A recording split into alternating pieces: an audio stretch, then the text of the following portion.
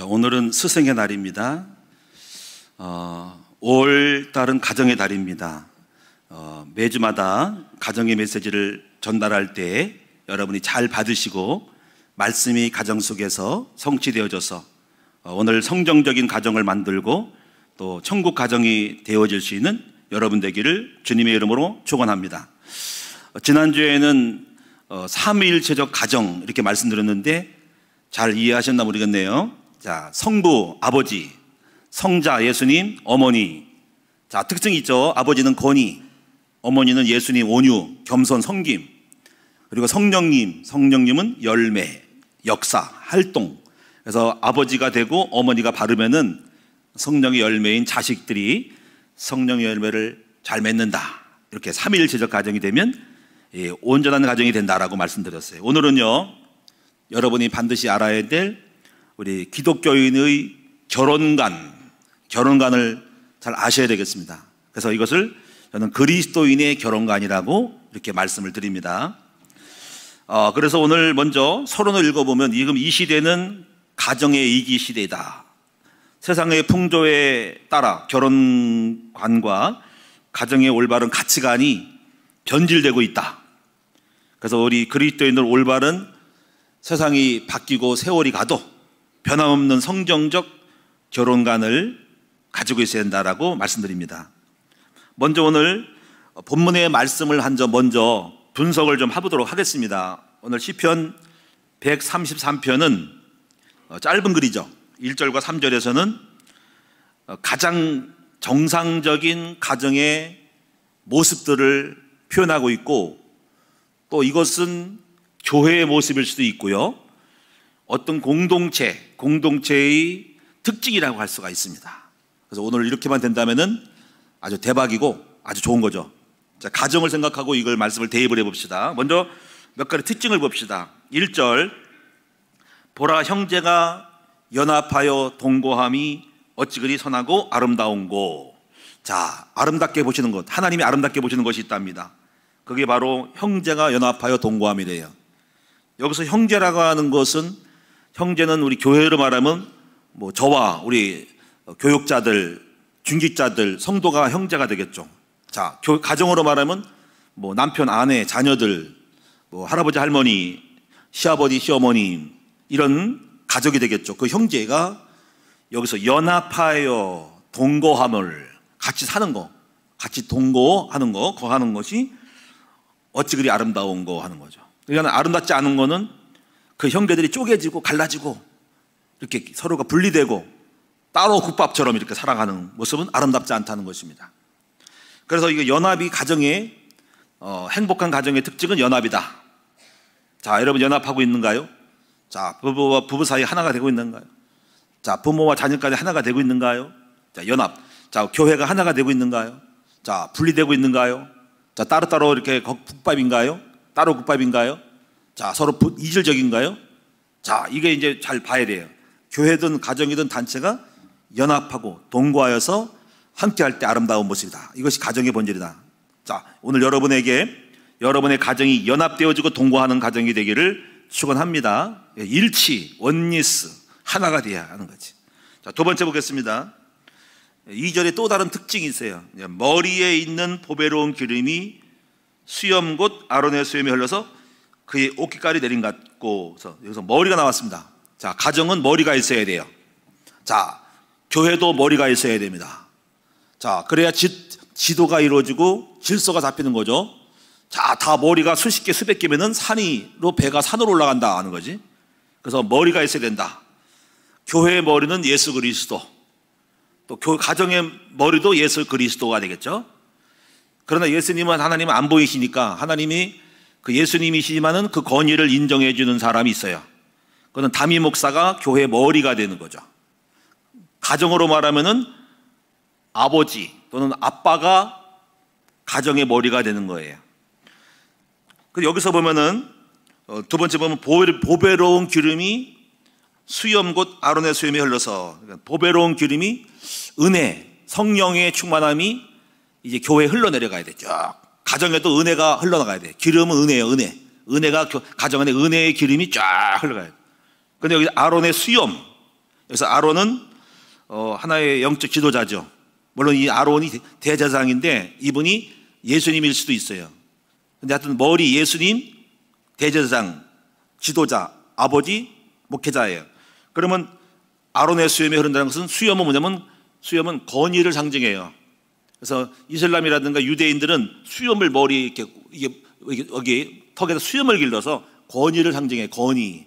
수염 깎으면 그걸 야단쳐요. 권위가 있으라는 거지. 권위.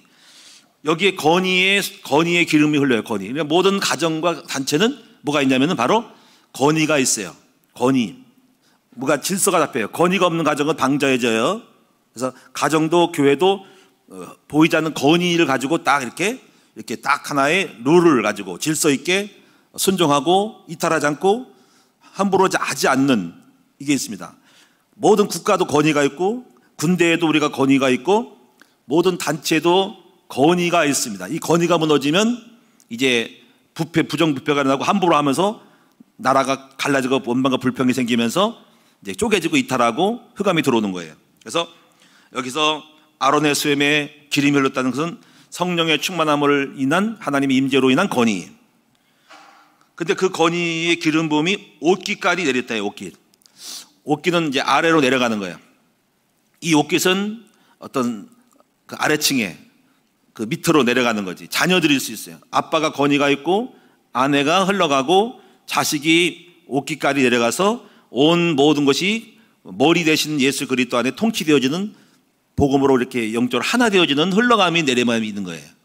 그래서 머리에서 기름이 쭉 내려가는 건 질서, 위에서 아래예요. 이게 올라가면 안 돼. 위에서 아래로, 위에서 위로가 아니라 아래로 내려가는 이 흐름, 질서가 쫙 잡히면서 어떤 지시와 어떤 순종과 복종과 전달함이 잘 이루어져서 일사불란하게 통제가 되고 상명하달이 되어야 되는 거예요. 쫙 아래로 위로 올라가는 거예요. 그러면 딱 질서가 잡히는 것이죠. 자, 이렇게 되어지는 모습이 가정의 모습이고 교회 모습이고 단체의 모습이에요. 자, 이렇게 했을 때 3절에 보니까 이런 게 느낌이 와. 헐몬의 이슬이 시온에 내린 것 같다. 이슬, 어떤 헐몬산, 산의 이슬. 그 깊은 산에서 아침에 이슬이 흘러내려. 그 이슬이 시온의 산들에 또 아래로 내려가.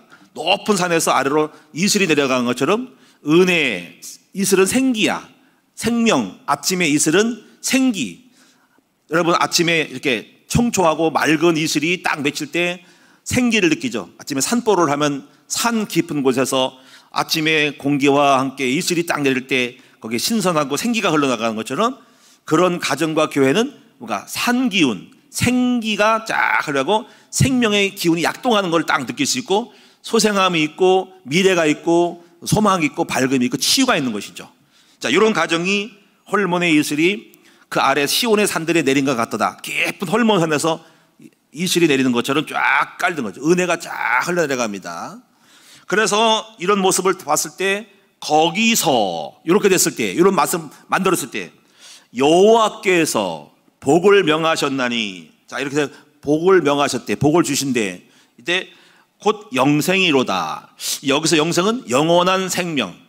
이렇게 될 때 영원히 가정이 영원하게 살게 되고 교회도 영원해져요. 중간에 안 끝이고 중간에 멈추지 않고 영생 계속 개념할 때까지 잘 갈 수 있는 가정과 교회가 되는 것입니다.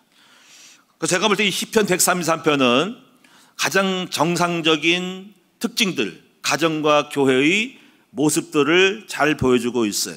그래서 매우 아주 아름다운 시라고 할 수 있습니다. 제가 다시 한번 읽어볼게요. 보라, 형제가 연합하여 동거함이 어찌 그리 아름다웠고 선하고 아름다운 것.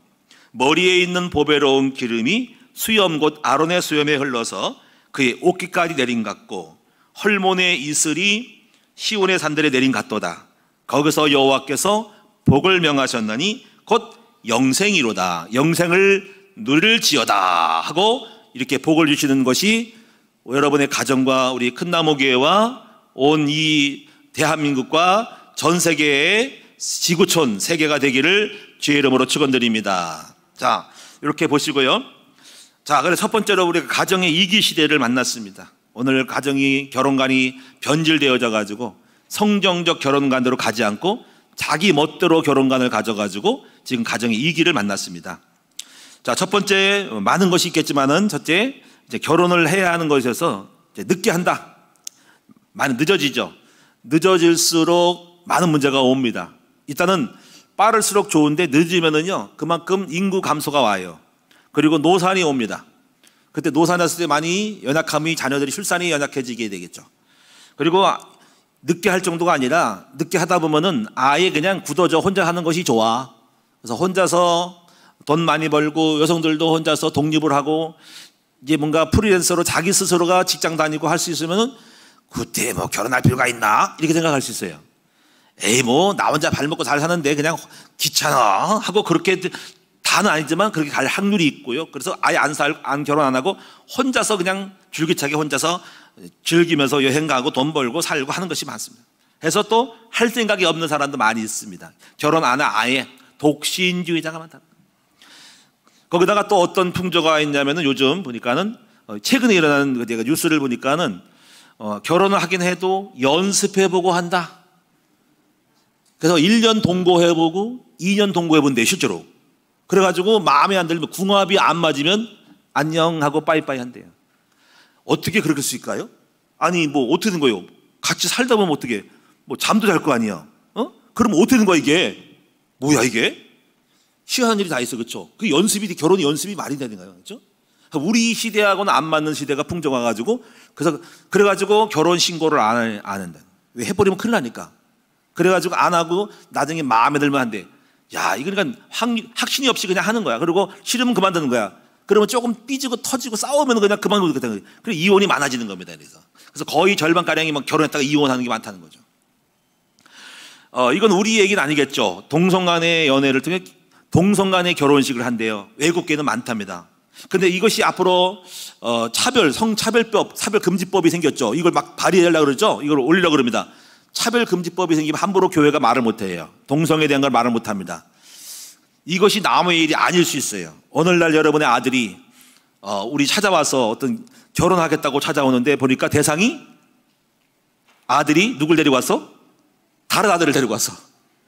보통 문제가 아닌 거야. 이거 어떻게 해야 돼? 그리고 저한테 와서 목사님 우리 결혼하기로 했습니다. 그래 축하해. 그러니까 남자야. 이거 해야 되나 말이나. 안 하면 저거 법에 걸려가지고 저거 감옥 가고 벌금 물어요. 이걸 이름을 이렇게 해야 되거든. 제가 바빠서 못하겠어 해야지 결혼 안 하겠다는 녹화해가지고 저 목사님 고발한다니까. 고소하면 큰일 납니다. 그러니까 제가 바빠서 못한다고 해야지 그걸 가지고 책망하면 안 돼. 설교도 그렇게 한번 하면 안 됩니다. 차별금지법이 그렇습니다. 자, 그런 일이 없으리라고 볼 수 없어요. 외국에는 그런 일이 있어요. 목사님들 앞에 찾아와가지고 여자끼리 결혼한다고 찾아와서 주례해달라고 하고요. 또 만약에 그런 애가 교회에 등록했어. 어떡할 거야? 장로님 어떻게 해야 되지? 오장로님, 유장님 받아야 돼 말아야 돼? 새신자 등록을 해야 돼 말아야 돼? 고민되네 이거. 어떻게 할까? 한번 여러분 투표해볼까요? 새신자를 받아야 된다 손 들어보세요. 아무도 없어. 받지 말아야 된다. 와, 손을 팍 드시네. 야, 어떻게 될까? 근데 그분이 시험 들고 나가서 그러면 어떻게 다 안 받아 그러면 지옥 가야 되겠네? 야, 이거 고민되네 이거. 그런 일이 없어야 되겠죠, 그렇죠? 하여튼 이거는 심각한 일이야. 기도해 봅시다. 하여튼 간에. 자, 그 다음에 이제 세 번째 부분은 아이를 많이 낳지 않는데 나도 하나밖에 안 낳는데요. 자, 하나만 낳고 잘 키우재요. 자, 그렇습니다. 그래서 어떤 분들은 말세 고통한 때가 이르니까 마태복음 25장에 주님 재림할 때 적그리 도가 일어날 때 산으로 도망가라 하고 나오고요. 그리고 아기 임신을 한 사람은 뭔가에게 고통 한 대가 온대요. 예, 아기 임신하고 도망가야 되니까. 근데 그러면서 아기를 많이 못 낳다고 하는데 저는 개인적으로 그 의견이 많지는 않아요. 그거는 그때고 그러면 거기다 이렇게 써야 하잖아요. 말세 고통한 때가 이렇고 재림 때는 적그리다가 한란 때가 오니까 산으로 도망가는데 가로 열고 아기 많이 낳지 않는 게 나을 것 하고 가로 닫고 이러면 안 되는 거지. 저는 확실히 이런 겁니다. 제 사상입니다.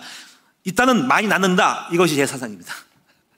여러분은 무식한 목사라고 할지 모르지만 제 얘기가 성경적이에요. 자, 보세요. 제가 증거를 드릴게요. 창세기 1장 27절 28절에서 생육하고 번성하라 그랬죠. 그렇죠? 또 뭐라 시편 127편 3절 5절이니까 이렇게 말했어요. 젊은 자의 자식은 장사의 수중의 하살 같으니 그 하살이 전통에 가득한 자는 뭐라 그랬어요? 복되도다 그랬어요. 성경에 아기 못 낳는 자가 복이 있나니 아예 안 낳는 것이 대박이 나니라고 말을 한 것도 없어요.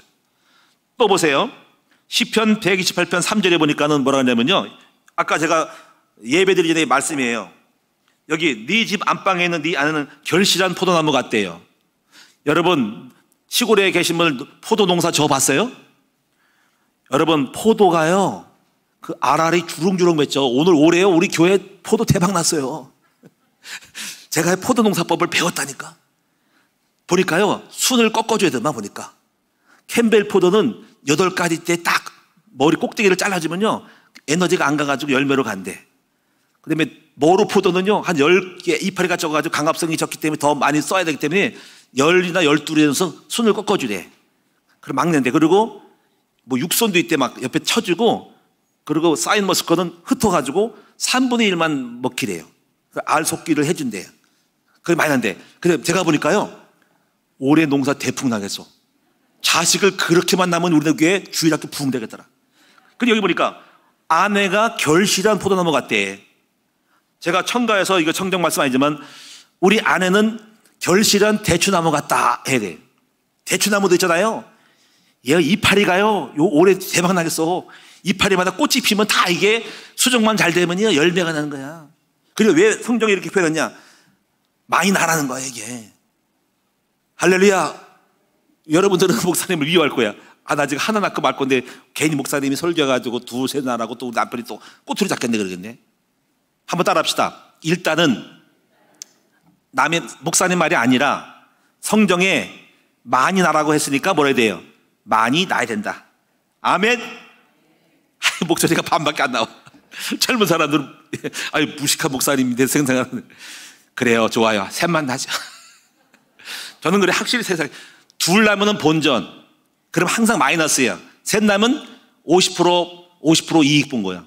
왜? 우리 둘은 죽으니까 둘 나니까 본전에다가 50%니까 그렇게만 가도 장사하려는 거예요. 근데 하나만 나면은 장사 안 되는 거야. 100만 원 투자해서 50만 원밖에 못 보니까 결국 가게 망하는 거예요. 둘 났으면 본전이라도 하셔야 돼.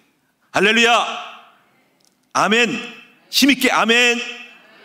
우리 에스더서의 아멘. 에스더회 어디 갔어? 에스더에 제가 보니까 이게 저기 오늘 올해 30일 날 우리 야외 간답니다. 에스더에. 근데 보니까는 예산을 했더니 제가 좀 보조를 해야 되겠더만 보니까 한 끼에 보니까 10,000원밖에 안 해도 세 끼를 먹으면 10,000원짜리. 요즘 10,000원짜리 식사를 하면 어려워. 놀러 가면 15,000원 먹어야죠, 그렇죠? 그러니까 제가 후원을 좀 할 테니까 애기 많이 나세요. 한 끼 15,000원짜리 먹도록. 제가 오늘 괜히 말했나? 세 끼를 먹으니까 후원을 할 거니까는 결심을 하셔요. 목사님 말씀을 순종하여서 우리도 애 많이 나가지고 우리 교회가 주일학교가 부흥될 거예요. 제가요 어디 가든지 자랑하는 게 우리 교회 자랑이 뭐냐면요, 우리 큰나무교회는 아이들이 많아가지고 진짜 다들 부러워합니다. 목사님들이요 다들 우리 큰나무교회는 왜 이렇게 애들이 많아가지고 시끌벅적하니? 가면은 분위기가 살아있다는 거지. 근데 그럼 다른 교회는 애기가 없어서 주일학교를 폐쇄하고요 애가 없대요. 그러니까 우리가 조용하다는 거예요. 우리 교회는 시끄러워. 그게 좋은 거예요. 애들이 와서 막 떠들고 막 그냥 뭐 카페 들어가고 뭐 우리 와서 저보고 그러더라고. 우리 교회 설거지라면 애들이 목사님 오늘 설거는 좋았어요. 아 내가 놀래가지고 아니 13살 먹은 애들이 지난번에 금요일에 갔더니 이러더라고요. 목사님 요번 설교는 좋았어요. 그럼 저번은 안 좋았다는 거 뭐야? 가지고 내 애들 뭐 부담스럽네 애들이. 요즘은 애들이 다 판단하고 있어요. 그래서 뭐가 좋은지 생각하니까 이야기를 했더니 좋아하는 이야기. 재미난 얘기를 듣는 거야. 재미난 얘기. 야 애들 대단합니다. 요즘에 똑똑해요. 함부로 못하겠어. 어쨌거나 우리가 애들이 많고요. 우리 교회가요 코로나 전에는 여기 줄 서서 50명이 줄 서가지고 기도 받았어요. 이런 교회가 없다는 거예요. 지금도 또 와서 기도 받으면요 야 애들이 무조건 내밀고 무조건 기도도 안 하고 내밀고 목사님 그래 야 탁 치고 가라 탁 치고 가라 탁 치고 가라 주여 축복 주여 축복. 그리고 어떻게 탁탁 치고 가야지 어떻게 다 일하면 2시간 걸리는데 빨리 새 가족 사진 찍어야 되는데. 예? 하여튼 감사합니다. 우리 애들 만난 게 축복입니다. 우리 집도 우리 손녀 우리 지금 대박 났으면 우리 2명에다가 지금 애기가 지금 2명이 지금 기다리고 있고요. 보통이 아닙니다. 근데 돈이 많이 들어요. 애기 며느리 할 때는 제가 출산거를 뭐 줘야 된대요. 아이고 걱정이 많아. 그리고 애만 되면 저한테 우리 사모님이 여보 애 뭐 하나 해줘야지. 아이고 이거 애 하는 것도 부담. 할아버지 노릇하기가 힘들어. 자 어떻거나 우리가 가정 이 시대에 저희 교회는 이 길을 안 만날 거예요. 왜? 애를 많이 낳으니까. 애 많이 낳는다. 하여튼 이슬람은 애 많이 낳더라. 전도하려도 저절로 부흥되대, 이슬람은. 근데 기독교는 애만 낳아가지고 줄어들게 생겼어. 우리 가만히 서 전도가 되면은 애 많이 낳는 게 전도되는 거거든요. 분명한 거예요, 여러분이. 명심하세요. 우리 뭐 몸매 관리한다고 뭐 이렇게 몸짱이라고 뭐 예뻐봐야 뭐 합니까? 그냥 애 많이 낳는 게 중요한 거예요. 자, 두 번째 보겠습니다. 자, 두 번째는요, 결혼에 대한 하나님의 뜻, 결혼의 의의라고 할까? 이걸 아셔야 됩니다. 자, 여러분, 결혼에 대한 의의를 네 가지를 잘 잡아야 해요. 첫째는 어떻게 할까? 우리가 결혼의 목적인 거지. 결혼에 대한 의의라고 할 수 있죠? 그러면 이제 이렇게 아담을 창조한 것이 뭘까? 여러분, 아담을 창조한 것은 일단 아담이 행복해야 돼. 그리고 하나님이 행복해가지고 그 행복함을 주신 하나님이 함께하는 좋기 때문에 하나님께 영광 돌려야 되는 거야. 그래서 가정을 주신 목적은 바로 가정이 행복해야 돼. 행복하고 그 행복함의 비밀이 무엇인고 할 때 하나님이 함께 하시게 행복한 거야. 그래서 하나님께 감사 돌리고 경배하고 영광 돌려야 되는 거야. 그래서 혼자 하는 것은 이렇게 안 이루어져. 그러니까 아담을 만들 때 그렇게 했는데 혼자는 못 이루어지니까는 배필 여자를 하와를 만들어서 바로 둘이서 잘 먹고 잘 살고 행복한 다음에 그리고 나서 행복을 주신 하나님이 영광 돌리고 경배하고 결국 영광 돌리는 영광. 그러니까 영광 돌리는 영광. 그래서 이렇게 하나님이 행복하게 해준 것을 온 세계에 퍼져서 다 모은 사람이 가정 안에 행복을 해서 하나님께 영광 돌리게 만드는 것이 이것이 목적입니다. 그래서 우리 남성들이요, 제가 이 잠언서 9장 14절을 결혼 초기 때 깨달았어요. 어떤 거냐면요, 이런 말씀이 있는데요, 남달이 들어왔다니까. 이렇게 했어요. 집과 재물은 조상에게서 상속하거니와 슬기로운 아내는 여호와께로 말미암느니라는데, 이게 단순한 말이 아니야. 그냥 슬기로운 아내가 없겠지가 아니라 슬기로운 아내는 여호와께로서 말미암는다는 말은 여호와 하나님이 배필을 주신다는 거예요. 누구를 줘? 슬기로운 아내를 준다는 거죠. 또는 반대로 슬기로운 남편을 준다는 거죠. 그래서 하나님이 주시는 사람이 되는 거야. 하나님이 주신 사람은 슬기로운 사람을 골라주신대요. 그럼 누구에게? 바로 저는 그래요. 바로 하나님의 뜻을 갖고 목적을 갖고 우리 하나님 영광 돌리고자 하는 마음이 있으면, 야, 아무개 딸이 나를 위해 존재하고 나를 영광 돌리고 하나님 뜻을 이룰 사람이니 그런 저 딸에게 내가 믿음이 좋은 남자친구를 갖다 붙여야 되겠다라고 하나님이 어떤 과정인지 모르지만 갖다 주셔. 그리고 결국 그 남편과 사는데, 야, 우리 남편이 내가 원해서 결혼한 것이 아니라 우리 아버지가 주셨구나라는 걸 알게 됩니다. 반대로 우리 남자친구도 마찬가지야. 우리 남성들이, 우리 미혼 청년들이 하나님의 뜻을 이루고 우리 아버지 영광 돌리고 하나님의 뜻을 이루고자 하는 마음을 갖고 있으면, 야, 저 아들이 괜찮네. 저 아들에게 내가 좋은 믿음의 배필을, 저 짝꿍을 만들어줘야 되겠다 해서 하나님이 쭉 골라가지고 갖다 붙이는 거야. 그게 그 사람이 미국이든 어디 시골이든 누구든 간에 그에게 합당한 슬기로운 지혜로운 영적인 딸을 갖다가 남자에게 싹 붙이는 거예요. 그래서 하나님께로부터 말미암는 아내를 얻는 거예요. 그러면 뭐가 될까? 딱이지. 우리 하나님이 중매장이 되니까 딱이지. 그런 여러분이 되시기를 주님의 이름으로 축원드립니다. 저는 제가 이 말씀을 왜 이 말씀입니까? 제가 그렇게 된 거예요. 저는 하나님을 사랑한 것밖에 없어요. 하나님을 사랑하고 높였어요. 그랬더니 하나님이 우리 김상의 사모를 만나게 했는데, 사실 김상의 사모 만나기 전에 제가 누구를 사귀고 있었어요. 우리 김상의 사모 모르지. 근데 그 여자도 괜찮았어요. 결혼하려고 했었어요. 근데 하나님께서 아니야라고 대번 정리시키고 저를 갖다가 우리 김상의 사모 만나도록, 제가 우리 김상의 사모 있는 쪽으로, 거기 증평인데 글로 가게 하셔가지고 우리 사모를 만나게 하는데, 그 사모는 내가 원하는 사람, 한 번도 본 사람도 아니에요. 미리 알고 있지 않고 아버지가 붙인 사람인 거예요. 제가 그래서 이 말씀을 알아요. 여러분, 하나님의 뜻을 갖고 있는 남성, 여성은 하나님께로부터 하나님이 아내와 남편을, 남자친구, 여자친구를 주신다는 걸 알아야 됩니다. 이렇게 되는 것이 확실하고 틀림없는 우리 하나님의 완벽한 결혼 작전인 거예요. 이런 축복을 우리 성도들이 다 누리시기를 축원을 드립니다. 그리고 굳센 마음을 걱정하지 말고 오직 하나님께만 맡기고 주님 앞에 중심 가지면 알게 모르게 다 갖다 붙이십니다. 할렐루야. 분명히 우리가 중매하고 소개할 때 우리를 통해 하지만은 믿음이 좋은 사람 갖다가 갖다 붙입니다. 막 그냥. 근데 만약에 믿음이었으면 붙이면 될까? 저도 많이 들어와요. 제가 우리 목사님들 중에서 많이 들어옵니다. 남자들, 여자들 많이 있는데 들어오지만은 정말 누굴 붙일까다가 걱정이 돼요. 믿음이 있까 없을까 이 생각하면서 망설여지면서 이게 함부로 할 수 없다는 생각이 들어요. 근데 확실하면요 바로 소개하잖아요. 그렇지? 그러니까 믿음이 분명해야 됩니다. 그러면 담대하게 확실하게 왔다 야 최고야 이렇게 붙일 수 있다는 거죠. 자, 두 번째 봅시다. 두 번째는 미래 세대를 계승하여 하나님의 계획을 이루는 것인데 이게 1번이 잘 돼야 돼. 1번이 잘 되면 하나님 뜻은 다음 세대 우리 자녀들에게 바로 하나님께 영광 돌리고 우리 하나님의 뜻을 이룰 수 있는 사람을 자식들에게 계승을 시키는 거야. 근데 1번이 안 되면 그 다음에 안 이루니까는 그 자녀들이 이상한 자녀가 나오겠지. 그래서 우리가 하나님을 사랑할 때 우리 후대들에게도 결혼해가지고 아기를 많이 낳아가지고 많이 우리 하나님의 뜻을 갖고 있는 사람을 자녀들 갖다가 많이 퍼뜨리는 것이 주의 계획이 아니겠어요? 생각해 보세요. 가지를 쳐. 근데 가지가 하나 좋아. 원래 가지가 본 가지가 참 좋아. 우리 하나님의 원래 가지 참 영광스러운 가지야. 근데 그 가지가 순을 하나 퍼뜨리면 하나만 나오겠지. 둘이 셋이 열이 나면 10가지에서 그 좋은 본가지의 영광이 축복이 다 나올 거 아니야. 근데 만약에 그 본가지가 안 좋아 그러면 많이 나면 안 돼. 그럼 하나님의 뜻을 어기고 마귀 종된 사람은 많이 안 낳고 우리는 많이 낳아야 돼. 할렐루야. 그래서 우리가 자꾸 퍼뜨려서 믿음의 좋은 영향력을 자녀들에게 끼쳐야 되는 거예요. 그래서 제가 볼 때 신명기 6장 3절의 말씀이 유대인이 이걸 실천하고 있어요. 여러분 6장 3절에 이렇게 되거든. 여호와 하나님은 유일한 여호와이시니 창조주 여호와이시니가 너는 마음을 다하고 목숨을 다하고 뜻을 다하고 여호와를 사랑하라 그랬거든요. 그 다음에 4절 5절에는 부지런히 여호와를 사랑하는 것을 자녀에게 가르치라는 거지. 그 자녀에게 가르치는 것은 네가 여호와를 사랑하는 것을 갖다가 자녀에게 계승하라는 거야. 계승해서 많이 하나님의 영광을 돌릴 수 있는 걸 퍼뜨리라는 거니까 이것이 결혼의 목적이에요. 근데 애기 안 나면 우리는 아무리 믿음이 할렐루야 좋아도 자식이 없으면 그 영광이 나한테 끝나잖아. 그렇지? 이게 문제인 거예요. 우리가 하나님 영광을 드리는 사람이 많으면 자녀들에게 많은 영향력을 더 많이 순을 뻗칠 수 있는 거 아니에요?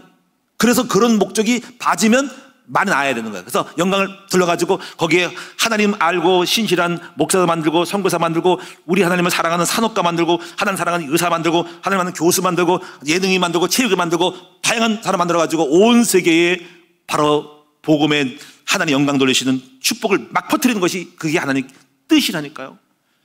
그래서 미래 세대를 계승하는데 단순히 애 맞는 게 아니라 하나님께 영광 돌리는 사람을 만들어서 그 다음 세대가 계속 계승해야 돼.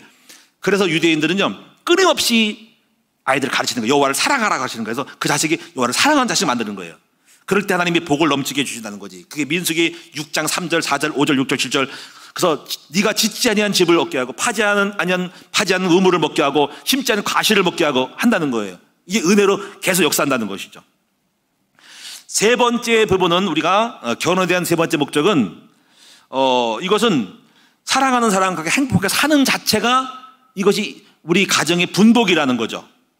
여러분 전도서를 보시면 9장 3절 보니까는 이제 헛되고 헛되다 그랬거든요. 그런데 헛되고 헛되다가 쭉 나오면서 9장에 이렇게 나옵니다. 사랑하는 사람이야 이제 네가 사랑하는 아내와 함께 즐겁게 살지어다 그랬어요. 그래서 이것이 너의 분복이니라 그랬어요.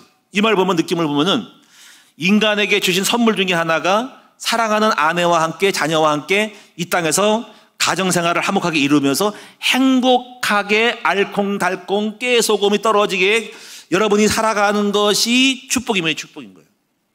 이걸 여러분 누리셔야 됩니다. 그러니까 싸우지 말고 그냥 잘 살아셔. 사랑 아내와 함께 이 땅에 존재한 동안에 서로 사랑하면서 잘 사는 것이 행복이 아니겠어요? 이걸 여러분 느껴보시라는 거죠. 뭐 그렇게 해가지고 무슨 뭐 많은 걸 하는 게 아니라 함께 서로 사랑하고 행복을 느끼시는 작은 잔잔한 축복을 누리셔야 됩니다. 저도 요즘 이걸 깨달아가지고 우리 아내와 살 때 언제 또 우리가 하나님 나라에 갈지 모르니까 이 땅에 있는 동안에 적어도 행복하게 살아야 되겠 싶어가지고 요즘은 시간을 좀 내가지고 이제 가능하면 좀 여행 좀 다녀보고 월요일 날을 좀 가려고 해요. 지난번에도 우리가 한번 영흥도 한번 갔다 와가지고 둘이 산보도 하고 걷고 때로 우리가 또 맛있는 음식도 먹고 또 우리가 26일 날 지금 26일 날 또 제가 그랬어요. 여보 우리 한번 우리가 청와대 한번 가보자 해가지고 제가 예약을 했더니 답장은 안 왔는데 둘이 가려고 해서요. 여러분이 뭔가 이렇게 자꾸 우리가 함께 하는 시간 날 때마다 여러분 나름대로 만들어서 부부가 함께 행복하게 살아가는 것도 행복이 아니겠나 하는 거예요. 그렇다고 뭐 큰 거 뭐 많이 하는 것도 아니고 그냥 잔잔하게 하는 거죠. 이렇게 해서 행복을 누리시는 여러분 됐으면 좋겠어요. 네 번째가 뭐냐면요, 결혼의 의의는 혼자 하는 것은 좋지 못하다라는 말에 근거해요. 창세기 2장 18절 보니까는 아담이 혼자서 독초하는 것이 좋지 못하니, 혼자 하는 것이 외로워 보이고 별로는 안 좋은 거죠. 그래서 우리 인간은 사실은 반반이에요. 반반입니다. 그래서 우리가 반쪽아리는 안 좋은 거예요. 그래서 하나가 되는 게 좋겠죠. 그래서 가능하면은 하나가 돼야 됩니다. 그래서 전도서 4장 9절 보니까 두 사람이 한 사람보다 낫고 또 쓰러지면 부축해 줄 수 있다는 거죠, 한 사람이. 그리고 삼젖주름 쉽게 끊어지지 않는다는 말이 전도서 4장 9절에 있어요. 그래서 이렇게 할 때 우리가 앞으로 젊을 때 괜찮지만 노년이 되면은 아내가 아프면은 남편이 이렇게 돌봐주고, 남편이 아프면 아내가 간호해주고 돌봐주고, 또 이렇게 아프면 병원에 데려다주고 전화해주고 연락해주고, 이렇게 서로 살아가면서 서로 의지하며 사는 것이 좋지 않을까 생각을 합니다. 그래서 혹시 여러분 혹시 홀로 되신 분은 혹시 마음이 상했다면 이해해 주시고요, 또 가능하면 여러분이 힘을 얻어서 좋은 사람 만나서 함께 하는 것도 저는 괜찮다고 생각을 합니다. 물론 할 수 없는 상황이 될 수 있고 어렵지만은 그러시지만 본질은 그래요. 본질은 제가 그렇습니다. 본질은 여러분이 함께 노년을 해로하고 함께하는 것이 축복 중에 축복이 아닌가 생각하니까, 그렇다고 홀로 되신 분이나 그렇게 살려고 마음먹은 사람은 오해하지 마시고 이해해 주시고요, 본질이 그렇다는 걸 이해하시고 하여튼 좋은 쪽으로 갔으면 좋겠습니다.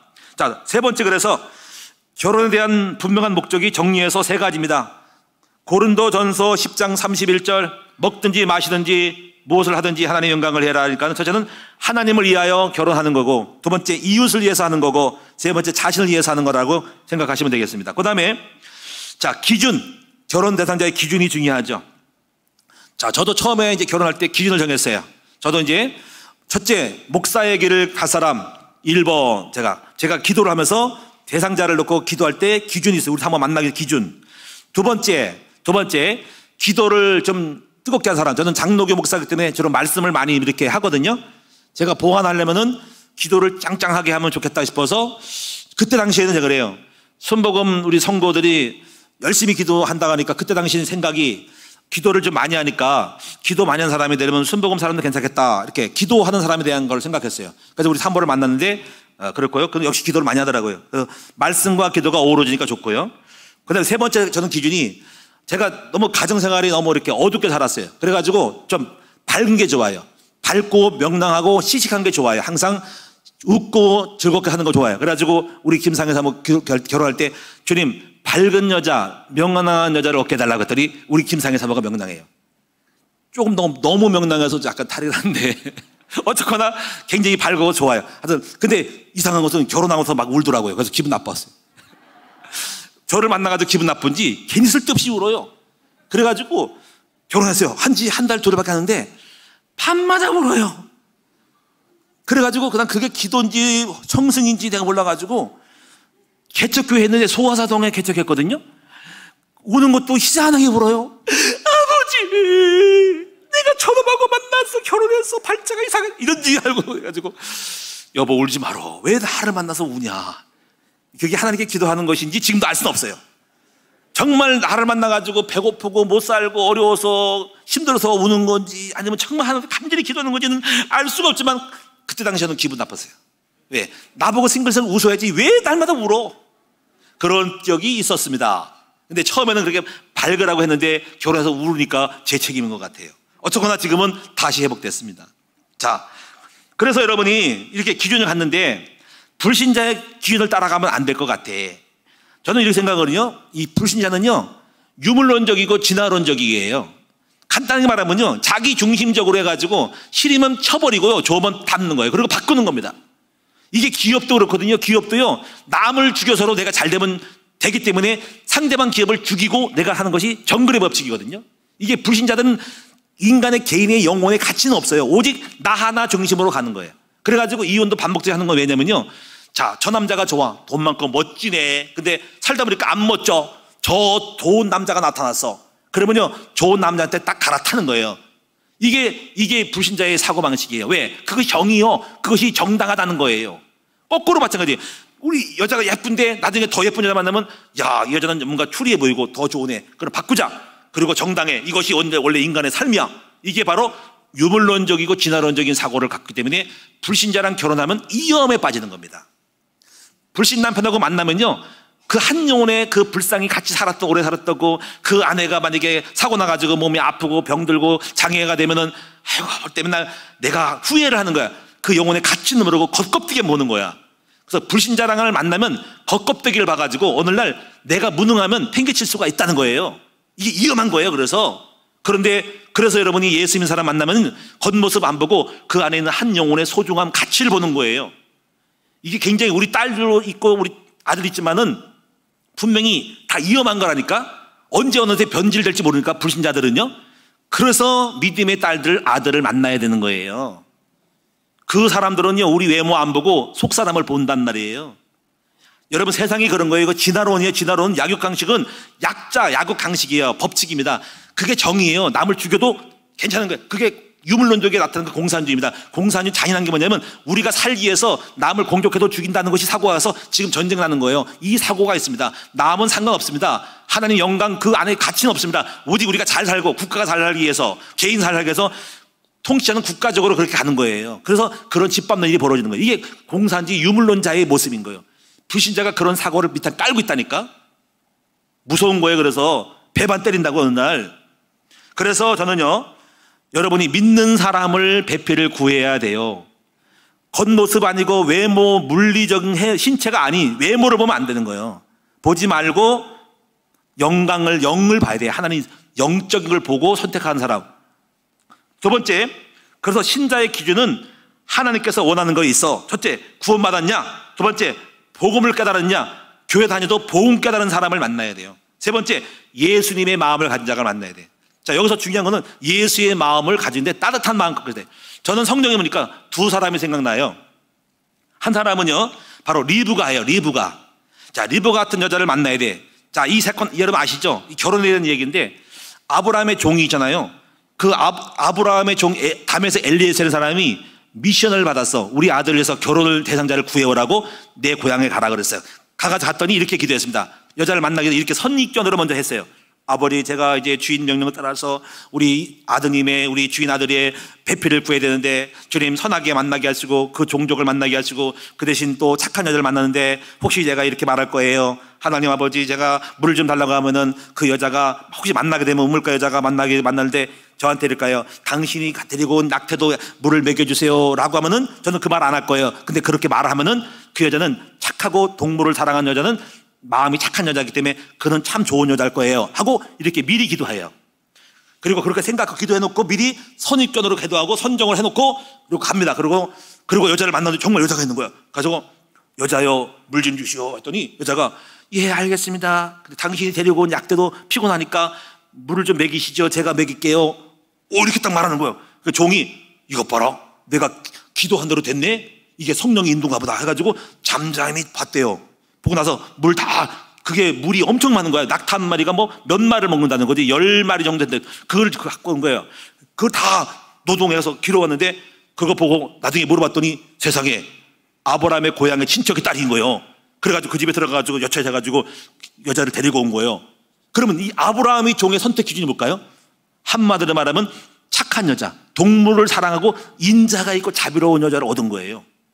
이게 왜 중요할까요? 자, 두 번째 여자 바로 룻이에요.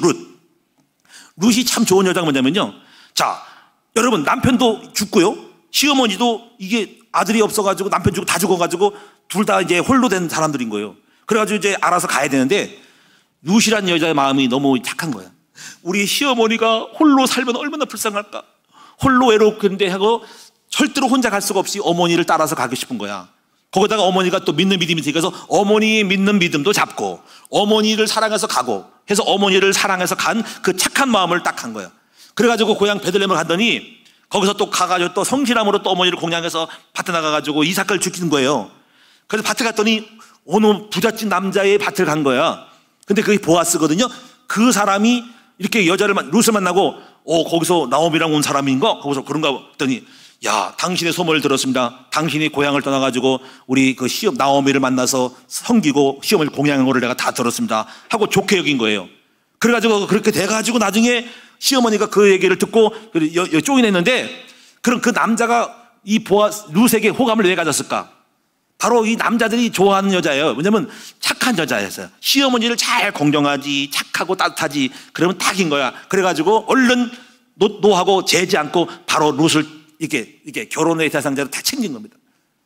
이게 굉장히 중요한 거예요. 따뜻한 마음을 가진 여자, 동물을 사랑하는 여자, 이런 사람들은 절대로 남편의 악을 행하지 않고 시어머니를 돌보고 이 착한 여자가 될 때 이런 여자를 얻는 것은 마음이 따뜻하고 사랑이 많은 여자, 이런 여자가 좋은 거예요. 이래가지고 성경에 보니까 제가 참 좋은 배우자 중에 하나가 바로 리브가요 룻이었다 하는 거예요. 그래서 저는 이거를 그리스도의 마음을 가진 자, 이런 사람이 참 좋은 배우자다. 남편이고 아내고 마찬가지입니다. 그 다음에 사명이 일치돼야 되고, 그 다음에 기도할 줄 아는 여자. 여러분, 기도할 줄 아는 남성, 기도할 줄 아는 여자가 되시기를 축원합니다. 왜 그럴까? 기도하면 성령이 충만하고 지혜가 오죠. 그럼 어떤 일이 벌어져? 굉장히 성령 인도를 받으면 남편을 성공시킬 수 있고 모든 걸 성공시킬 수가 있어요. 그래서 아비가 같은 여자가 돼요. 아비라는 지혜로운 여자거든요. 그 다음에 성실하고 건강한 여자, 다시 말하면 자기 몸매를 가꾸고 자기를 꾸밀 줄 아는 여자가 돼야 돼. 그게 바로 자기 규모를 갖고 있다는 거예요. 자기 관리할 수 있는 사람은 분명히 살림도 규모 있게 잘할 거예요. 그런데 여기서 제가 이것은 기준이니까 이렇게 생각하세요. 혹시 부담 가질 수 있어요. 목사님, 세상에 이런 남자가 없어요. 또 여러분, 목사님 이런 여자가 없어요. 리브가가 없어요. 안 리브가예요. 안 누르시예요. 이럴 수 있죠. 그냥 제가 말할게. 100% 없으니까 다만 기준이니까 제가 볼 때 한 30%, 50% 조금 김만 세워도 결혼하라 이거예요. 김만 세워도, 조금 김만 세워도 돼. 그러니까 너무 완벽한 사람을 찾으면 결혼을 할 수 있다? 못한다? 못한다. 그러니까 그냥 넘어가. 그리고 좀 김만 세면 그냥 해버려. 그러면 마지막 언제 되느냐? 이게 돼도 돼. 목사님 손 들고, 목사님 저 돈이 없어요. 집이 없어요. 그러죠, 그렇죠? 그래요. 물론 있어야 되겠죠. 결혼식도 있어요. 돈도 몇 천만 원. 보니까 어떤 분이 결혼을 못한대요. 그럼 왜 그러냐니까 돈이 없어 못한대. 왜 결혼식 하는 2천만 원 들어간대. 농사야지 선물하고. 그래요. 양가 부모님의 여기 혼숙감이 필요하겠지만 저 개인적은 그래요. 저 개인은 없는 이런 생각이 들어요. 혹시 여러분이 결혼식 비용이 없으면 저한테 얘기하세요. 우리 오장된 결혼 결혼위원장이니까 저한테 이렇게 말했어요. 목사님 결혼식 줄에 서주세요. 그러면 알았어. 돈 없어? 그러면 우리 교회 공짜로 쓰고, 그 다음에 주례비 필요 없어. 안 받고 오히려 내가 헌금할 거야. 결혼 축의금 그거 가지고 밥 사면 돼. 그리고 뭐 필요 없어. 이거 아무것도 없어. 필요 없어. 우리 교회 가운 하얀 거 입고 해버려. 그리고 다른 거 필요 없어. 물 한 컵 떠놓고 저한테 와. 그러면 제가 할 거야. 사랑하는 아무개는 누구 사랑하냐? 아멘. 예. 그러면 사랑하냐? 누구? 예. 그러면 선포해버릴게. 내가 그냥 두 사람은 두 됐음을 선포합니다. 그리고 나가서 갈비탕 한 그릇 먹고 끝나는 거야. 그 갈비탕은 제가 축의금으로 낼 거야. 결혼 비용이 필요 있다 없다? 없다. 단 하나 있어야 된다. 방은 있어야 돼. 없으면 텐트 치고 살아. 잠시 한 달 동안 빌려줄게. 여기 옆에 텐트, 카페 옆에 텐트 쳐. 어쨌거나 여러분이 절대로 부담 갖지 말고 일단 살아. 결혼해. 그리고 나서 나중에 돈 벌면 결혼식해. 그래서 다음 주 결혼식 광고를 할게. 우리 오금현 김성 우리 형제자매가 우리 최연사님의 우리 가정이 다음 주 결혼식이 오후 3시. 그래서 오늘 강의를 다음 주에 제가 안 할 거예요. 3시 하니까 강의하기 어렵죠. 그래서 이분들도 그런 케이스야. 일단 살들고만 애부터 낳고만 보니까 그 다음에 결혼식 하더만. 그래도 괜찮아. 우리 저기 누굽니까? 우리 저기 박도연하고 누구야? 임수진이도 그렇게 해서 보니까 지난번에 갔더니 신방님에 갔더니 보니까 결혼식이래 그때. 놀라가지고 뭐 결혼식이야? 마침 넥타이 메고 잘 왔지. 저는 또 결혼식 준비되어 있지 항상. 말씀 결혼식 말씀하고 그냥 축담은 끝나는 거야. 결혼 끝났어. 지금 잘 살고 있어. 나중에 돈 많이 벌고 다시 정식 불러가지고 결혼식 하면 되지, 그치? 할렐루야. 여러분 결혼의 축복을 누리시기를 축원합니다. 시편 133편 1절 5절의 축복을 누리시기를 축원합니다. 여러분 너무 재지 말어. 너무 뭐 같이 하지 말고 그냥 일단 좋아하는 사람 있으면 그냥 와서 해버려. 그냥 살아버려. 그냥 너무 재지 말고 그냥 김만 세면 그냥 해버려. 할렐루야. 제가 이런 마음을 갖고 있어요. 아버지 이번 결혼 간을 말씀을 통해서 우리 교회 안에 청각 처녀들이 결혼의 문이 열리고 결혼이 막 퍼지게 해달라고 기도하고 있습니다. 그런 의미에서 우리 합심해서 한번 통성으로 기도합시다. 지금 결혼하고 나서 이상하게 된 집안은 오늘 성경적 결혼관을 회복하게 해달라고 기도하고, 아니 미혼 남녀 청년들은 좋은 믿음의 배필을 만나는 은혜가 달려있다고 함께 한번 통성으로 기도하도록 하겠습니다. 주여, 아버지 하나님 은혜를 사랑을 감사합니다. 이번에 하나님 아버지 이 결혼의 말씀을 통해서 우리 아버지 이제 결혼의 문이 활짝 열려지기를 원하고, 내 자신의 선입견과 고집과 의식을 체면을 벗어버리고 아버지 본질적인 것을 따라갈 수 있도록 도와주시고, 또 우리가 자녀들에 대해서도 오해하고 있는 많은 부분들을 다 잊어버리게 하시고 우리 아버지 뜻을 따라갈 수 있도록 해주시고, 올바른 결혼관, 올바른 아버지 미래 세대의 계승, 그리고 아버지 결혼의 축복을 함께 누릴 수 있도록 인도하시고, 놓치고 있는 많은 부분들을 다시 회복할 수 있는 아버지 성령적이고 축복하는 결혼이 될 수 있도록 도와주시옵소서. 예수님의 이름으로 감사하며 기도드립니다. 아멘. 찬송하겠습니다. 찬송가 524장 하겠습니다. 준비하신 예물 드립니다. 524장.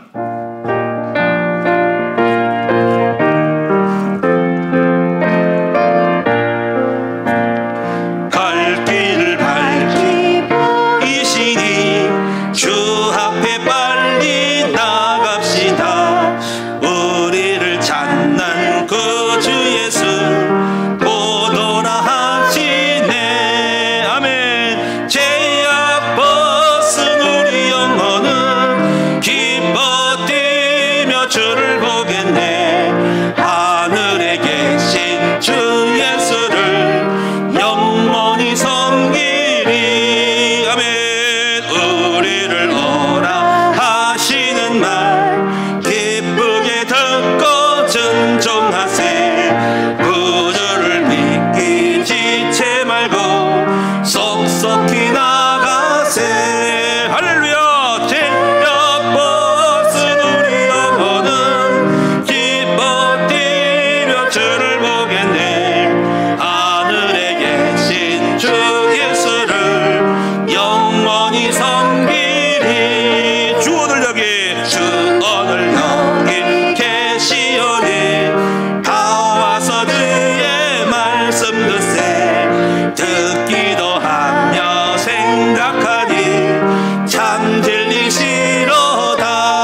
할렐루야. 죄악 벗은 우리 영혼은 기뻐 뛰며 주를 보겠네. 하늘에 계신 주 예수를 영원히 섬기리. 아멘. 자, 우리 교회 소식을 전달하게 하겠습니다. 오늘은 스승의 날입니다. 우리 오늘의 내가 있기까지 나를 가르쳐 주신 스승님의 은혜를 잊지 않기를 바랍니다.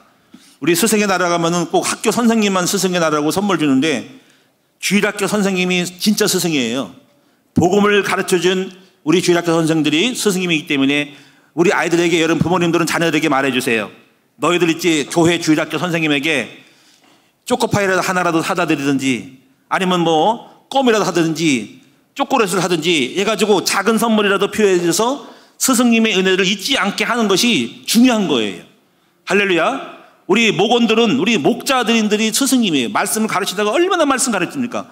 여러분, 이분들에게 밥 한 끼라도 사주는 것이 그게 축복인 거예요. 다른 많이 할 것이 없고 마음을 표시해 줄 수 있는 일이 이루어지면 얼마나 아름다운 일이 일어날까라고 생각을 합니다. 할렐루야. 이런 은혜가 있지 않는, 우리가 스승의 은혜를 잊지 않는 우리 여러분 됐으면 좋겠습니다.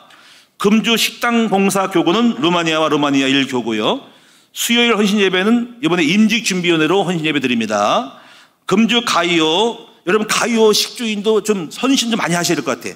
쌀이 떨어졌어, 쌀이. 코로나 때문에 밥을 안 잡순 줄 알고 식주인 헌신 안 해가지고 이게 교회에서 생돈 나가게 생겼어. 여러분이 다시 한번 여러분이 많이 올리시기 바랍니다. 특별히 기록 안 해도 여러분이 1년에 한 번은 꼭 헌신을 하셔. 식주인 가이오 10만 원씩 헌신하셔가지고 이 모여지면 충분히 우리가 되잖아요. 그렇죠? 여러분이 이렇게 했으면 좋겠습니다. 쌀도 헌신하고 가이오 식주하고 꼬지도 헌신하세요. 자, 실보 성교회 지난번 금요일 날 잘 다녀왔어요. 우리 제가 참 기쁜 게 뭐냐면 우리 어르신들이, 할머니, 할아버지, 권사님들이요, 웃음이 끊임없이 나와. 기뻐하고 막 즐거워하고 막 어떤 분 춤을 추더라고, 뭐 이런 거. 이거 추더라고. 그래가지고 내가 저분이 분명히 내가 생각했어. 묻지마 강강을 다녀온 분이다.